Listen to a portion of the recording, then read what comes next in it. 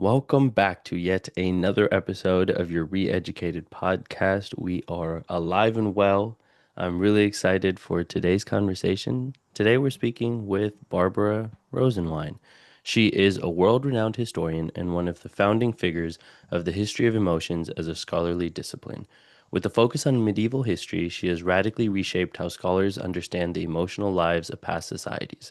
Her work introduces the idea that emotions are not universal constraints, but historically and culturally shaped, and her concept of emotional communities has become a foundational tool in historical and interdisciplinary studies of feelings.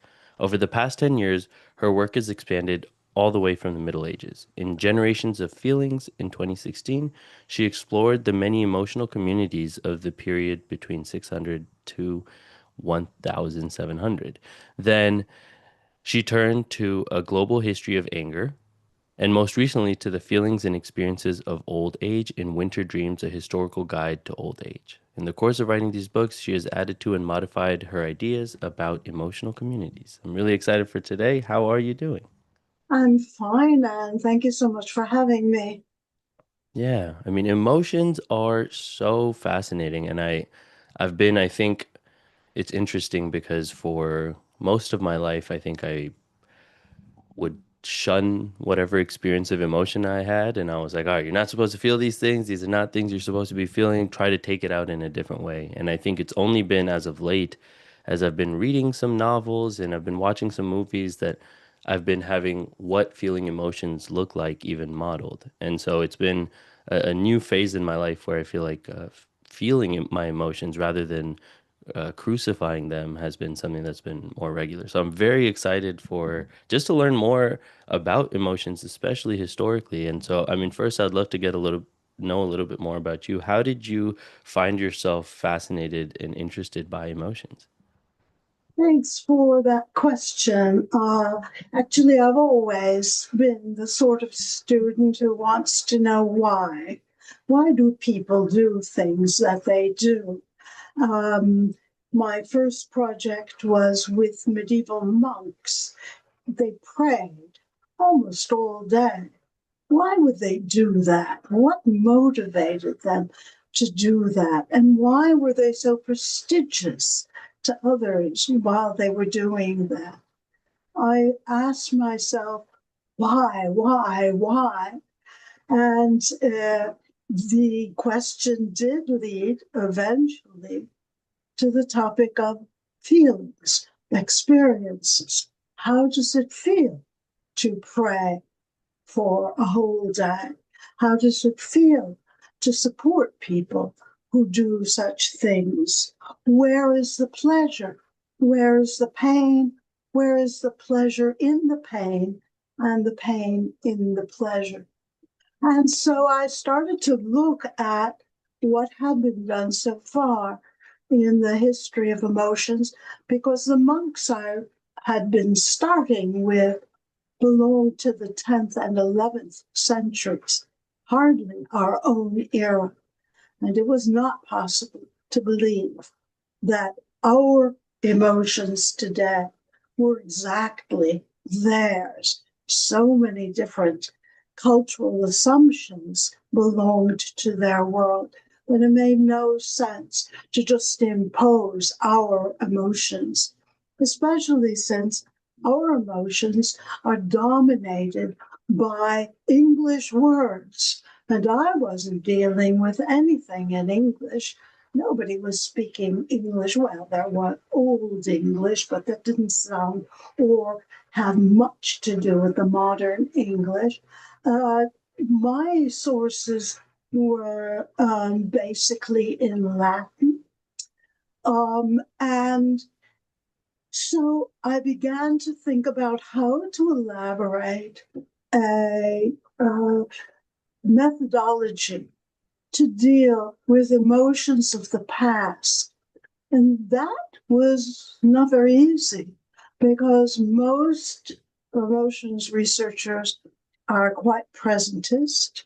They think emotions are universal, they don't change, they are built in by evolution, and that evolution now, basically, with regard to the emotions, is pretty well stopped. And so there's no need to take a look at past emotions, the history of emotions. But there's no reason to think that evolution has stopped with the Stone Age, or that we no longer adapt to our own cultures. There's no reason to think that we are not creatures still of evolution and continuing evolution and adaptation. As a matter of fact, that's the whole point of evolution, isn't it? The adaptation to the environment. So I had to work out a method. Now, there was already one good method, and that was by Peter and Carol Stearns. They called it emotionology, on analogy with sociology or biology, science of emotions. But they didn't mean that it was a science of emotions so much as they meant by emotionology, quite specifically, the restraints, the categories of acceptability imposed on people's universal emotions, which changed over time. So here you see that ideals about emotional behavior and feeling changed over time, and they could chart that really by looking at works of uh, advice columns, advice books.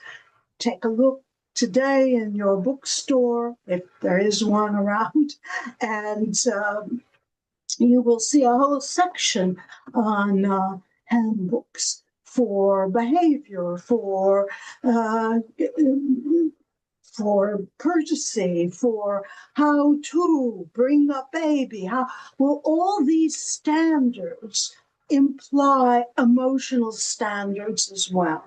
And so the Stearnses looked over a long period of time, uh, not long for a medievalist like me, but a long period of time from about the 1700s to 1940 or so, 1960 or so, looking at these advice books. Uh, and they found big changes in what was advised, different standards of emotions. Take, for example, the emotion of anger, which the Stearns studied. The emotion of anger uh, has been accepted in certain circumstances at times, has been you've been told to tamp it down, and other times different groups, women are not supposed to be angry at some times, women are supposed to be, you're supposed to be angry in the home, no, you're supposed to be angry at work. All of these emotional standards changed over time, and that's very interesting, isn't it? Especially because if your standard is don't feel that, if your standard is don't show that, don't express that, eventually you're going to try to internalize that standard and act that way and feel that way. And so one can even postulate a certain transformation in the nature of the emotion itself. Mm. I mean, I think there's a lot of interesting things that you mentioned here. One thing I want to first start with, I guess, is first defining what an emotion is, because I think from my understanding, you have a particular sensation of, and tell me if this is what you found to be the kind of process.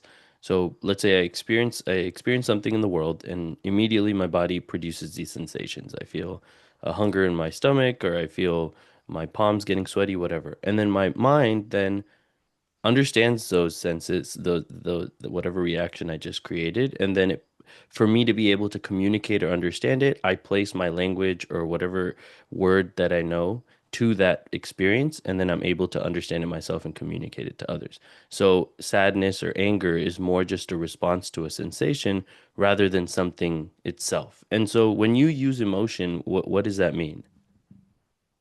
Well, you see, what you have just expressed is one definition of what an emotion is, the one William James had, that the emotion starts with a sensation and proceeds to naming it. And that is still a very powerful paradigm for emotions, but it isn't the only theory at all. Uh, Other theories are, for example, that we have within our brain kind of um, reaction modules that pick up on certain kinds of stimuli from the outside, but with the emotion already in place, so that when someone comes at me, when someone insults me, for example, I react with the anger module, uh, or I flee because that is a fight or flight module. Um, there are other um, there are other theories, for example, that emotions are eruptions of conceptualizations that are particularly intense and cause either pleasure or pain. And these eruptions of conception may be conscious or unconscious, so that the conceptualization comes along with, you might say, your notion. First, you feel a feeling, then you apply a word to it. Well, what if the feeling itself comes wrapped in your word for it? That that conceptualization is itself endowed with a certain amount of mm, intensity and pain or pleasure. Also, it may be contradicted by other conceptualizations that are arising at the same time, because human beings, and maybe more than human beings, are conflicted creatures, uh, and have impulses and feelings that may contradict each other, or may at least be equally plausible, or and at any one time we have to choose uh, which which way we're going to go. So when you uh, give emotions a two-stage process, bang, feeling, sensation, second bang, naming, that's probably too simple. It is a nice conceptualization, but it is a simplification, I think, of the uh, complex processes that are going on. Because the emotion that you're feeling also changes the experience that you're having. So it must be more of like a loop rather than just one to the two, right? Yeah, that's a very good point. Yes. It's hard to, it's interesting because I think also historically understanding where these emotions lie is also really interesting. Like sometimes feeling like when I'm like, okay, I'm feeling something, I often feel like it's either I think it's been more late where I'm like, oh, my brain's doing it. But for most of my life, I was like, oh, it's something near my heart that's like creating these emotions. And so it's curious. I mean, it's interesting. Like love is associated with the heart. Like it's anger might be associated with a different body part. It's so interesting how all of that works. What is kind of the history behind that? Oh, well, that is almost an aspect of intellectual history, a history of ideas, medical thought about emotions that, for example, the Greeks thought that the anger was lower in the chest, and the Galen thought it was in the, I think he thought it was in the liver. Uh, Love has often been associated with the heart in the West, but not necessarily with the heart in other cultures. Um, uh, there is uh, today the emphasis on the brain.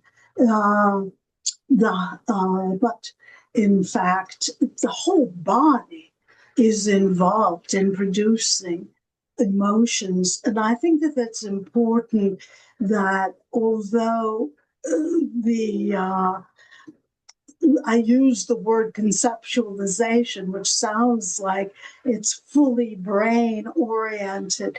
It's it's not necessary to think of emotions as residing in the brain, but rather that if they're going to become conscious, they probably become conscious through the brain. And so far, it's been useful for psychologists to do neurological studies, brain studies, MRI studies of the brain to show that when I feel anger, certain areas of my brain get more oxygenated than others. And they talk about that as being the site of anger. But of course, it isn't the site of anger, it's the site within the brain of where anger is expressed.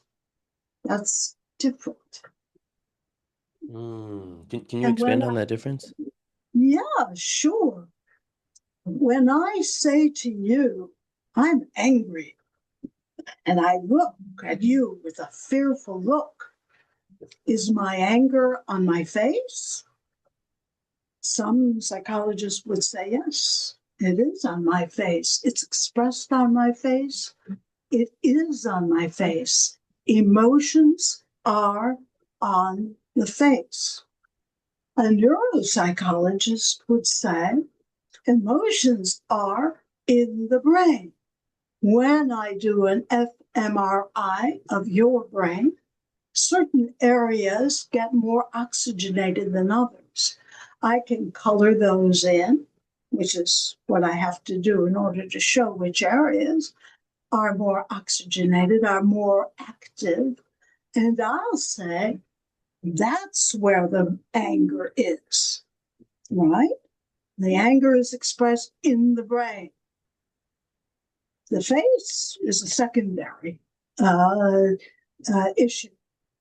And then I, as a historian of emotion, might say, uh, well, a variety of things. Anger is expressed when people write, I am angry.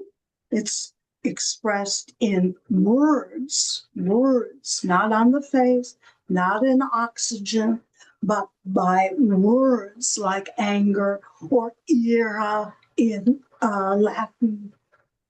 Or I might say anger is a part produced by the in my stomach, in the stomach, because that's how people have conceptualized it. And the way they conceptualize it is how it feels. You see how uh, different points of view can lead to different notions of where anger resides and what we're talking about. As a historian of emotion, I would like to say anger is where you think it is. Today, we think it's in the head, so that's how we think about it. But in the past, people haven't thought about it that way. Um, and it's interesting that that is the case. I also would like to point out that there's more and more evidence that not just human beings feel emotions, but animals, certainly the higher level of animals, the apes and so on, maybe even lower orders of animals and plants. Hmm. Because I was going to ask you that next, actually. So that, I mean, because that to me is really interesting because I think now I have recently, I don't know, enjoyed feeling emotions. I've been creating a lot, I've been painting a lot, I've been writing a lot of poetry and writing, and I feel like all of that has been motivated by some emotion or another. And so in that aspect, emotions have been really critical to the things that I've been doing, where in the past the type of living emotions actually took me away from whatever it was I was doing. So I think it's interesting because I'm curious, why do we have emotions? I mean, I think in one way it helps us guide away from danger and it helps us move towards things to reward. But why do we need such a wide variety of emotions to do that? What if we just had one that was fear that led us away from things that maybe we shouldn't do, and like another one of maybe pleasure, where it was like, all right, you did the thing you're supposed to do, you now get pleasure. We have such a varied experience of emotion. Why do you think we've evolved to be able to feel that? Uh, Let me ask you a question preliminarily to that, and then I'll answer that. You say that you used to do things that took you away from emotions.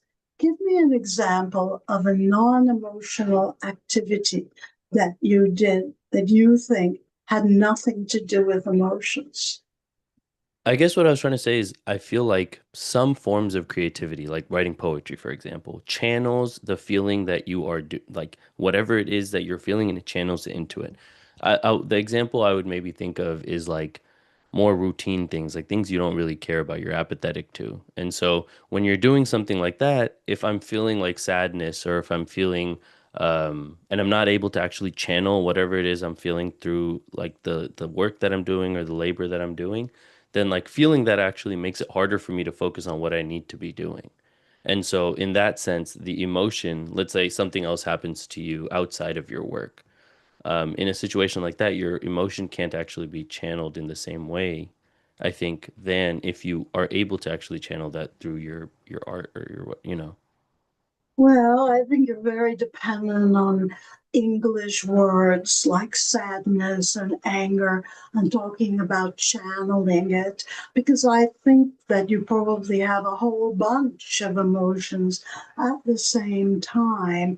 And when you're writing poetry, you are expressing, you've chosen, you've brought to total consciousness one of those feelings, but you're not a mono emotional personality. None of us are.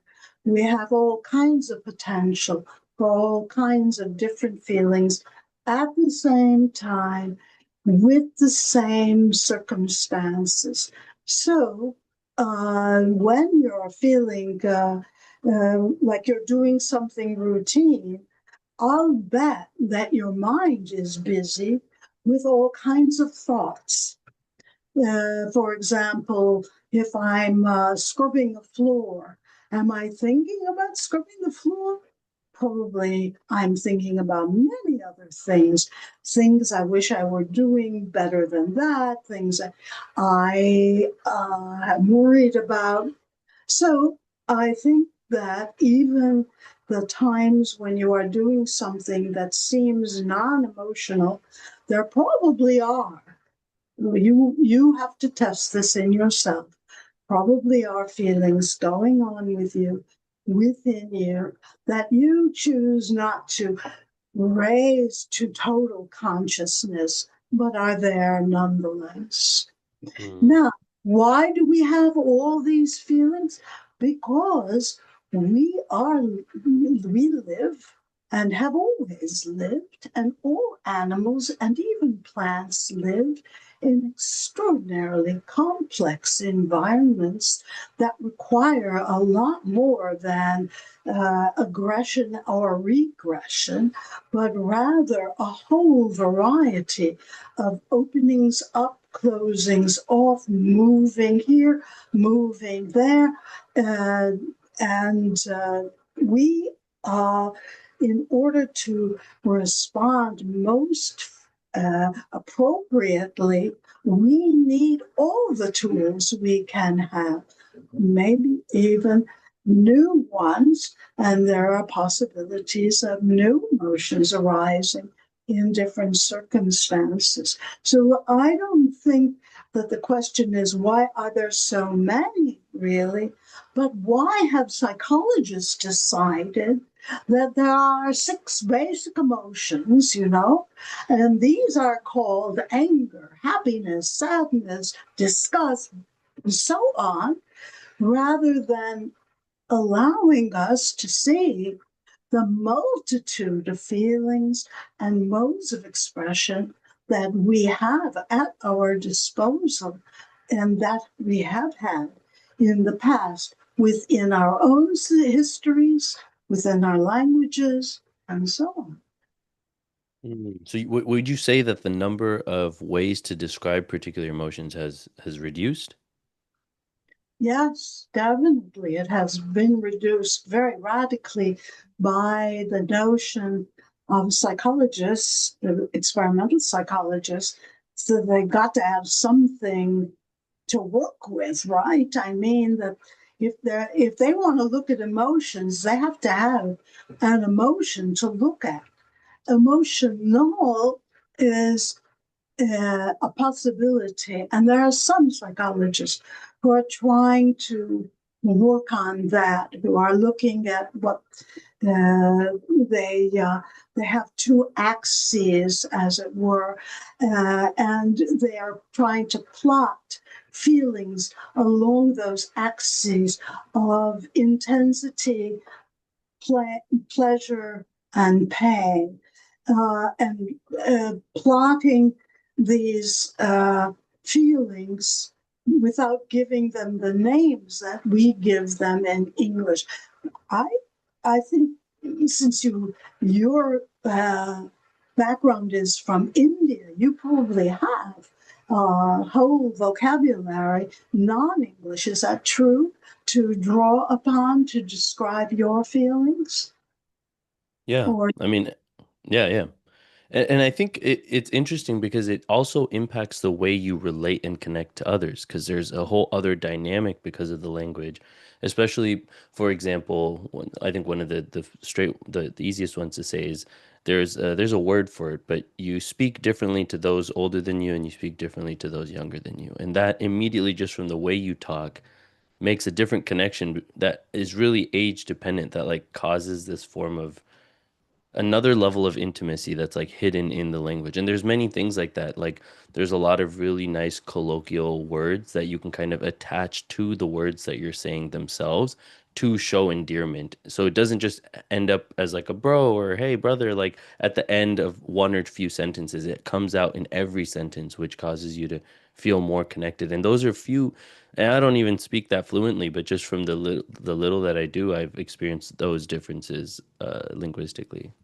excellent. And also in Korean, you get that those sorts of things that you add on to the ends of words, and they express deference immediately, or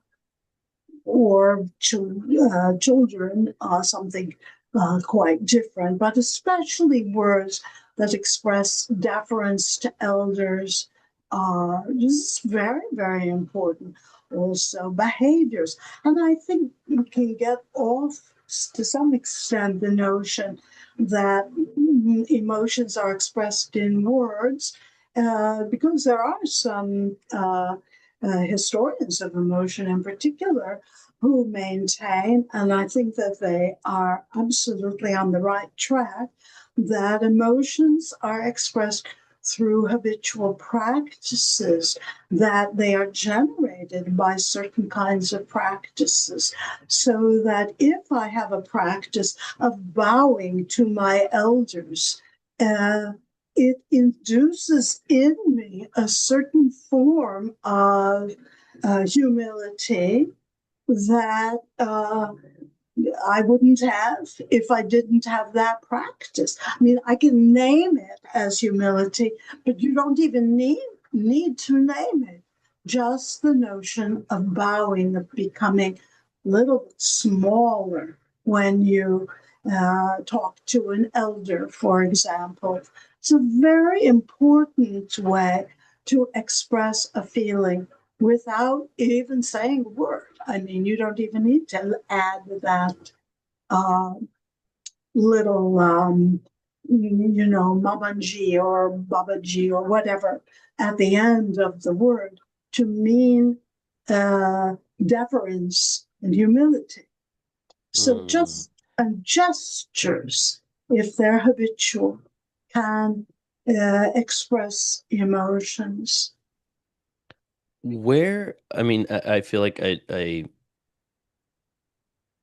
feel like growing up as a boy and then a man, I feel like one of the things that I was told from a very young age from peers, it wasn't even really adults, it was from other 6-year-old boys, 7-year-old boys, is don't cry, like be a man. Don't, don't whatever, be a man. And I'm so curious where that kind of ideation of emotions and connecting that to gender came from. Yes, it's very modern, actually. It doesn't go back all that far. For example, in the Middle Ages, uh, people prided themselves, excuse me, on their gift of tears from God. And people, excuse me,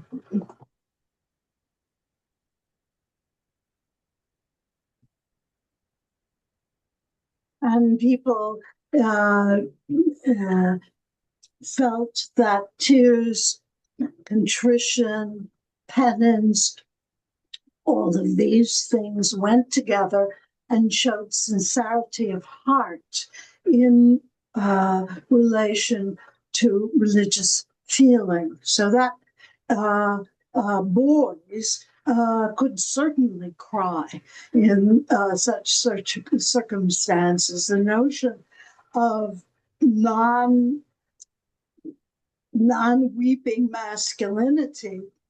I haven't done a very uh, profound search, but it seems to me to have come from military, the modern state, and the need for new military discipline, in which you want these young soldiers to be, and the early modern state, let's say 17th, above all the 18th, 19th, and 20th centuries, you want them not to be sniveling while they're on the battlefield. And so, they have to shape up and they have to not show remorse or tenderness, because a soldier showing remorse or tenderness is not going to kill the enemy. So I think I think there's a lot of influence of modern military, uh, maybe also medieval military discipline, but obviously the modern army with its conscription of young kids, basically, you're not going to let them cry. Mm. They have to be self-controlled from that. And I think kids pick it up, you know. What kind of a man are you? What kind of a soldier are you going to be? Even though Mm. they may not be planning to become soldiers. Um, Mm.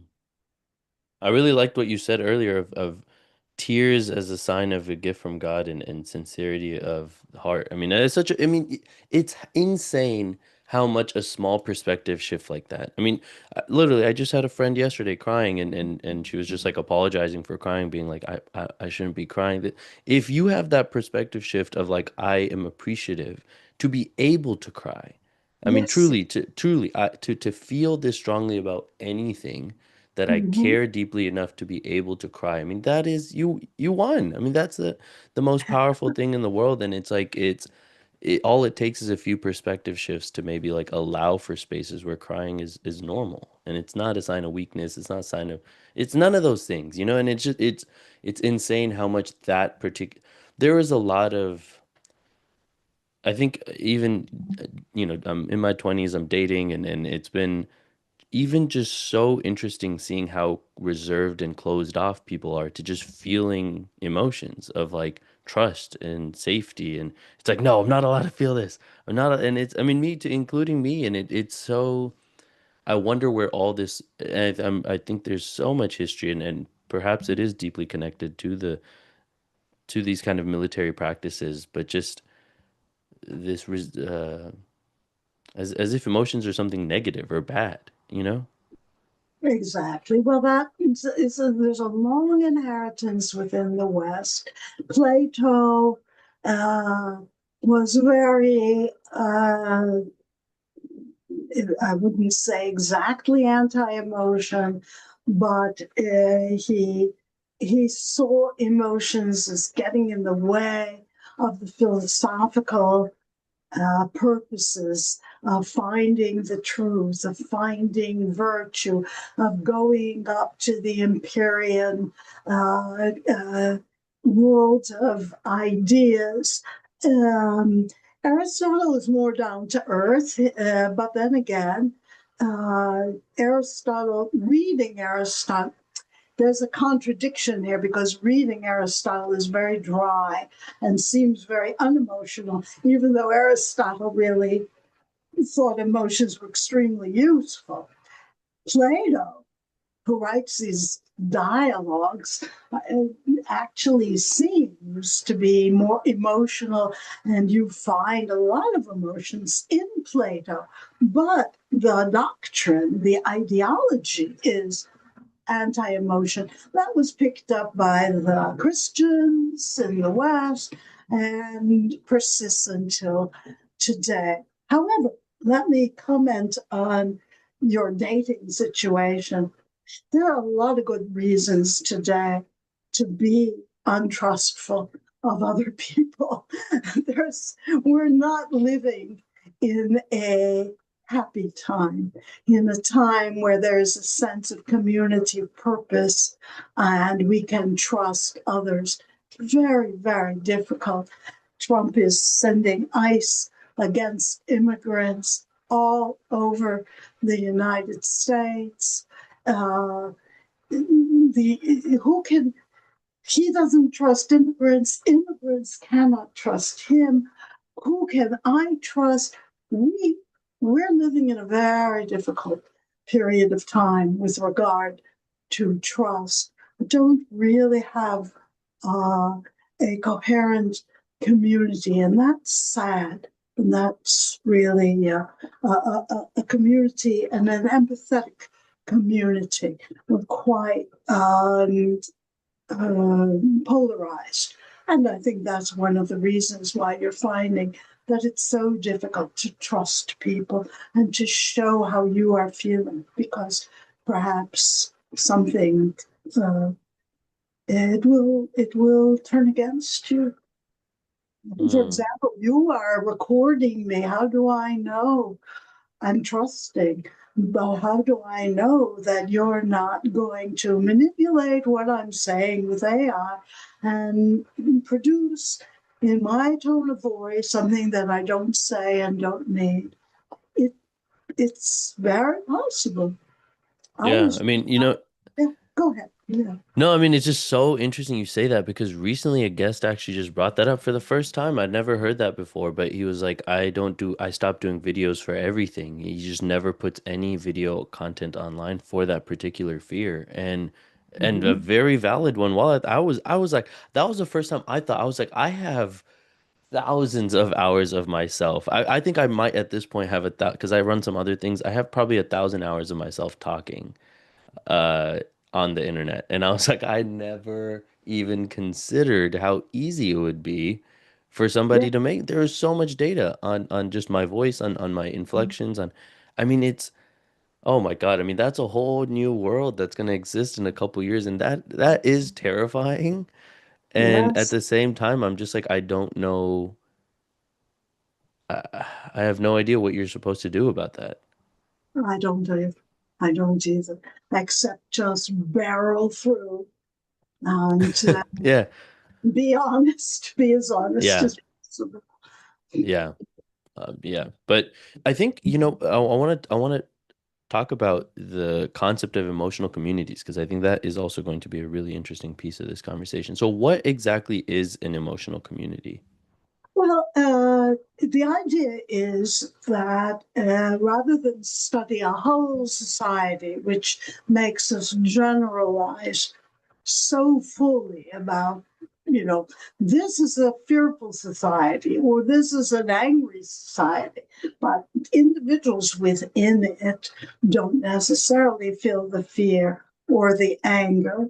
So it's a way to go from that large general conceptualization of emotions and also from the individual conception of emotions, that you have your own emotions, your own feelings, they all belong to just you, and there's no interconnect between what you're feeling and what other people are feeling. So you lie on the couch, you talk to the psychoanalyst or the psychiatrist to get in between the individual and the whole culture.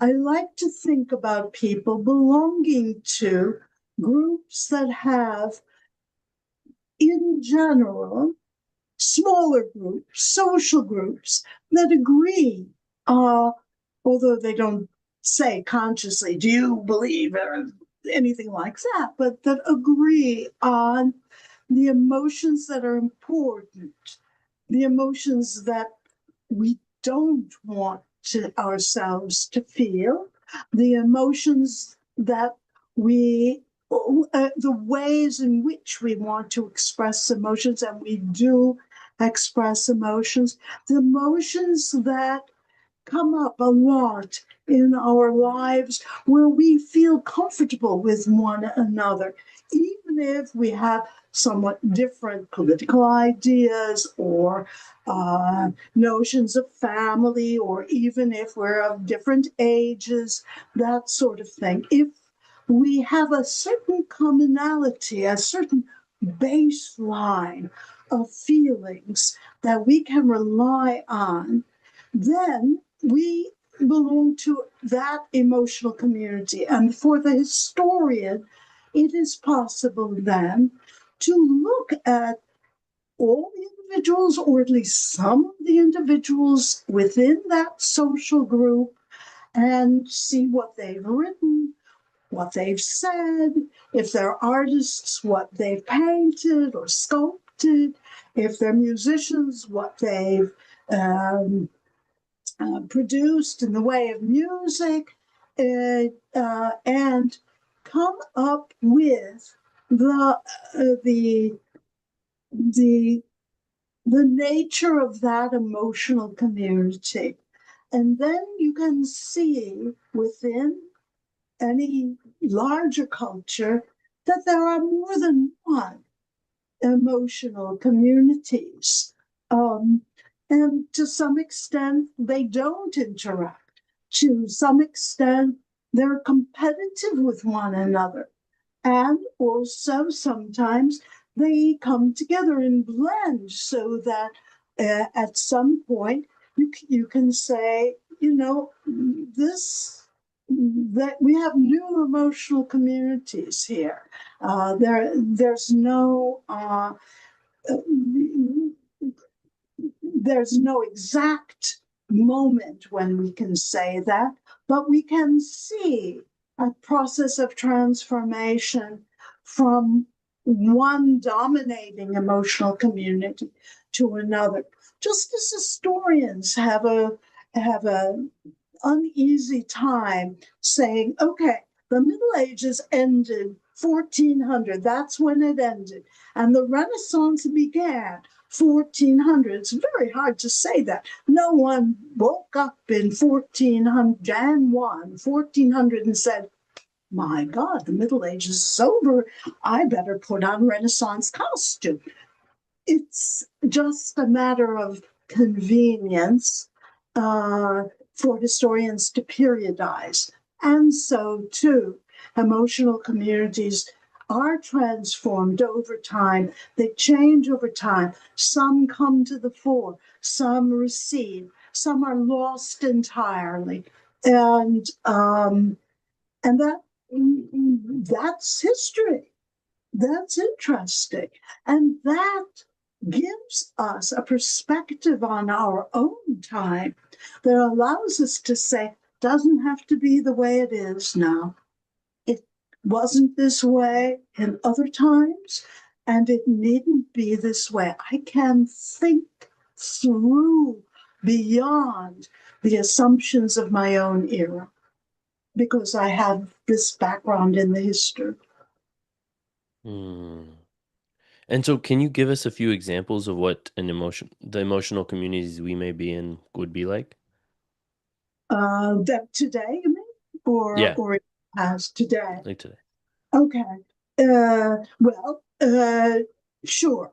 There are still emotional communities within monastic groups today.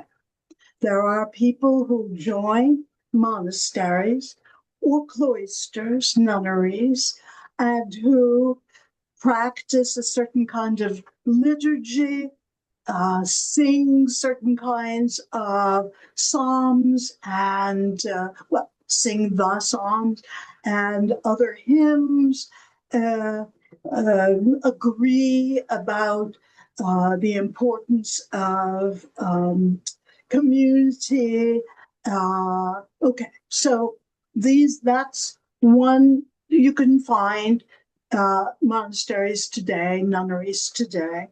Uh, you can find uh, gay bars. There is another emotional community today with certain kinds of goals, assumptions, feelings, and the people who go to these bars can be interviewed. Why not? And see what's really important to them. But my guess is it's going to be very different, and the emotions that they emphasize different from those of the monastery. Two contemporary emotional communities. Hmm. So, I mean, that is so interesting because I feel like sports for me also is a huge one where, I mean, playing it and watching it. I mean, I think Great. That's a great example. Yes. yeah. Yes. And so, if you're aware of being in so these emotional communities, what I'm trying to understand is, do they encourage certain emotions over others? They have narratives around what emotions are okay, what are not. And Yeah. so, is that true? Yeah. Yeah. So, and so we navigate so many emotional communities as we move through our lives. And so, I mean, True. I think that that's a really cool way of looking at it. I think the coolest thing for me is how subconsciously you pick up the narratives of the different emotional communities in, and then the way the crazy thing is that because the country is so I can't say this word ever, but heterogeneous. I don't know if I'm Yes. saying it right, but if it's just so mind blowing because you end up meeting people, especially in cities like New York, that are from all over the world that have navigated such varying emotional communities that You actually are speaking two different languages when you say something like I love you, or when you don't even know what that means to that person. You don't even know what that means to you. So to even understand when someone says something like that, it requires an absurd amount of understanding their context that they come from, which now with this word I'm understanding is understanding their emotional communities. Like, how did you Uh, come up with your understanding of these emotions so that when you communicate them, I understand what you're even yeah, trying to tell me?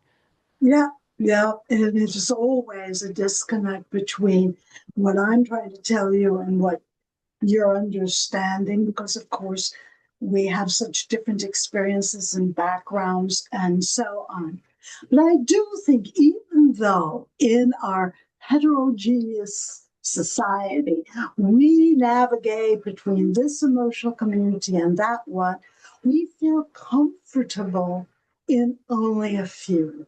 I may go to a gay bar, but I uh, and I may even enjoy it. I have not actually been to a gay bar, so I don't know, but I kind of think I would enjoy it.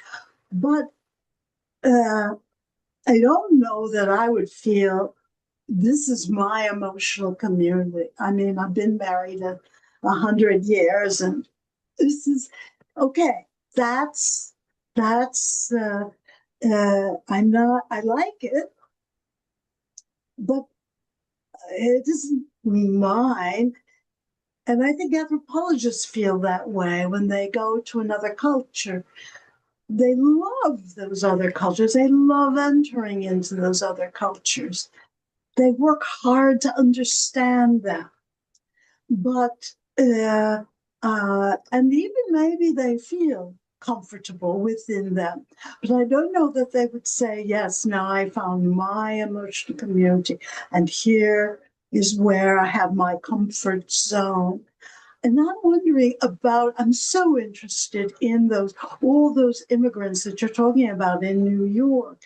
Uh, don't they try hard to be comfortable in their adopted country? Don't they try to shed their their cultures from back home on the most part? When my grandparents came to this country, for example, they left it behind. Uh, they they didn't want to talk about it, and so on. And so I think people are making a terrific emotional effort. Certainly, my grandparents did, to become part of a different emotional community. Perhaps the emotional community of other immigrants from that same area in New York. That would be an easier transition. I doubt you could move from one emotional community directly into one that is completely different, go from a gay bar into a monastery. Maybe it's possible, But then how comfortable were you in the gay bar?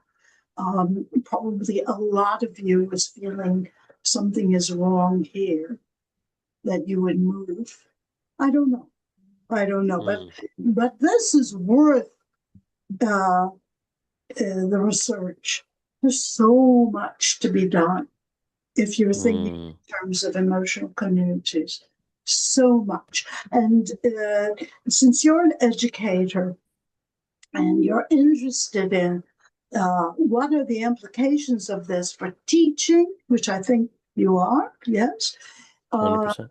I am currently, I have finished with a co-author, Riccardo Cristiani, a book on what is the history of emotions, in which we have examples of the kind of research you could do if you want to follow up on emotional communities, the notion of emotionology, the notion of conflicting conceptualizations. All of these things are possible for students to work on, to think about.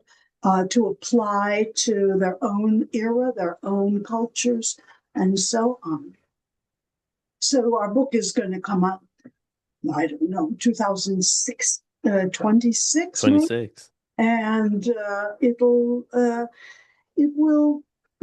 be student friendly and reader friendly because it isn't just students in formal classrooms that want to be thinking about the emotions. You're just ordinary person on the street thinks a lot about emotions, his emotions, her emotions. Yeah. And so, I mean, I think that that is one, I think typically when people think about different communities or cultures, it's fascinating that emotions doesn't come first. Emotions isn't something to think about. It's like, okay, I want to learn about what type of food they eat. I want to learn about what type of clothes they wear. But there's not because there is this assumption that everyone's experiencing the same emotions. But I think this kind of concept also allows you to realize the emotional landscape of different communities are so different that to understand someone means to also understand that, not just their cultures and practices, not just the things that they do, but the things that they feel, which I feel like is Oh, a phenomenal way to put it because it actually adds an extra layer of curiosity and fascination by another person. exactly. And also, you need to ask, why are these the foods that they eat? Why are these the practices that they have? Why are these the nature of the families that they create? And there are, of course, people, for example, Laila Abu Lugod has done this sort of thing with Bedouin uh, women. She's looked at their emotional. She's an anthropologist. She's looked at the emotions of these women as expressed in their culture as a way to get at a lot of underlying things that explain that culture rather than just describe it. Mm. I'm just writing all this down. I mean, in terms of the applications for education, Yes. or I'm curious, even in your own life, I mean, how do you feel like your research has impacted the way you interact with your friends, your family, just the people in your life? Do you feel like it changed some of that?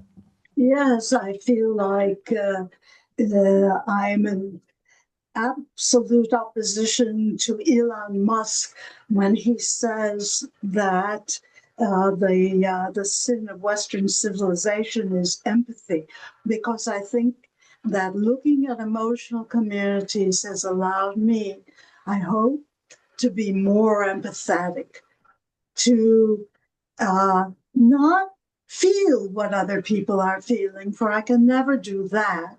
I hardly know what I'm feeling, but to be open to the thought that they have feelings, that they manipulate those feelings, that they're trying to manipulate my feelings, just to be open to all of that and not be afraid. Hmm. And I think this is perhaps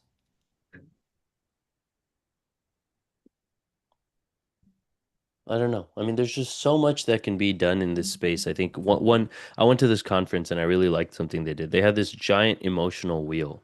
And it's a pretty cool because it starts with those six that you were talking about, but every layer out, it actually adds like a bunch. So at the farthest layer, I think you might even have close to 100 different emotions on this wheel. And a lot of those words are not even words that I use regularly. So it was even nice to see 100 different words to describe my emotions. And what they did was at the start of every day, or just throughout however you're feeling, you had these like little cute little stones that they had. Just place them wherever, whatever you're feeling that morning. And it was so cool. I think there was a certain community, there was about 120 people at this thing, a certain communal feeling that happened when you saw a lot of people also feeling similar things that you were feeling. You're like, oh, it's not actually such a bad thing that I'm feeling this. It's totally normal. And a lot of people are feeling this. And I really liked that because one, it gave you so many more words to kind of even ask yourself, what am I feeling? Rather than just those six.